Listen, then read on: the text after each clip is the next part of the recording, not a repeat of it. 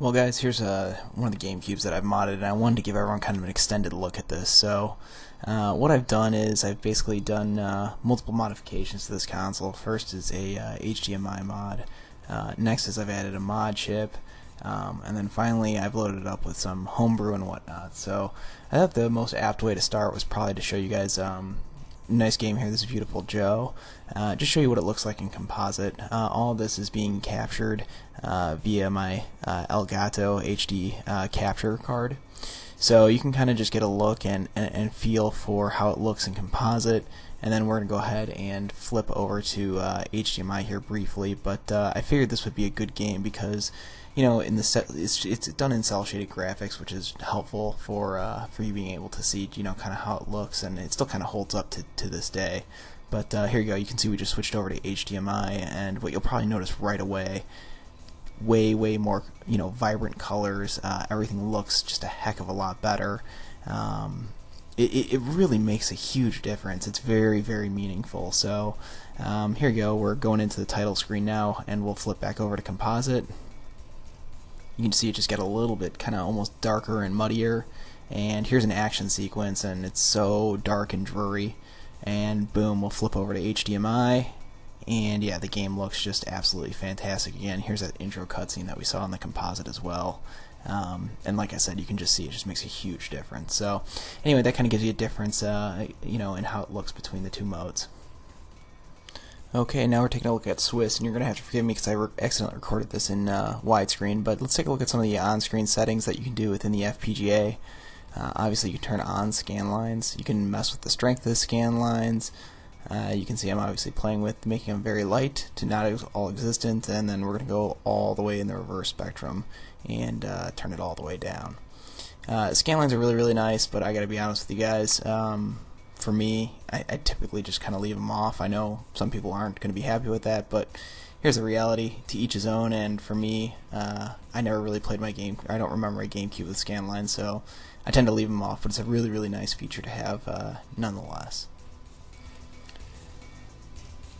So next we're going to move on to the OSD settings. These are your on-screen display settings. So that mode pop-up, you'll see from time to time the resolution pop up on the top right, and that's what you can change all those functions of there. So the first setting here tells GCVideo if it should tell the GameCube that a 480p compatible cable is connected. By default this is enabled, so basically what you're doing is saying, hey, if you have a 480p compatible device, that's the output you're going to get. The limited RGB range basically says if you have a device that's not capable in outputting in full RGB, you can turn limited on. Enhanced DVI mode is basically saying that you're going to output both audio and video over your VGA. Display is 9/16, is pretty self-explanatory there. The mode switch delay allows you to have a delay if you need to. Finally, you can obviously adjust your volume if you want to, you know, change the volume and how specifically it's being output, you know, to your monitor. So yeah, that's kind of the basic settings within here.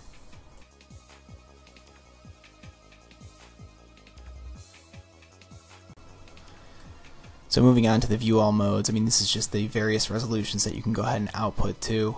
Pretty self-explanatory there. You know, next you'll just see the store all settings and about. I mean, the one thing I will note is if you make any changes and you want to keep the changes that you've made, you can hit store all settings to go ahead and save it and go ahead and exit from there. So next I just kind of wanted to show off a little bit of some of the stuff you can do within Swiss. You know, there's obviously, you know, you can load homebrew, you can load backup ISOs from your SD card, you can do all kinds of stuff from there. So just figured I'd show off a few of those things so you can kind of see them as you go.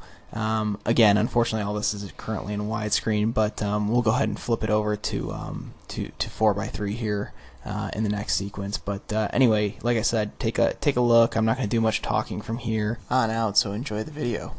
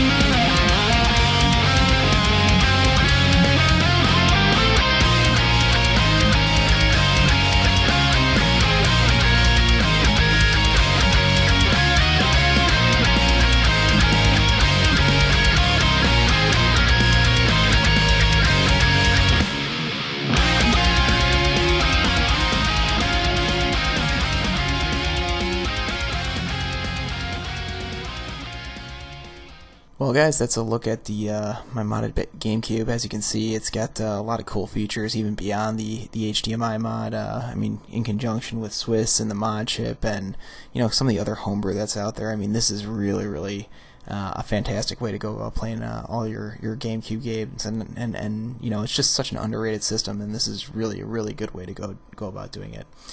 Anyway, appreciate everybody watching. Please comment, like, subscribe, and look forward to seeing the next video here sometime soon. Thanks.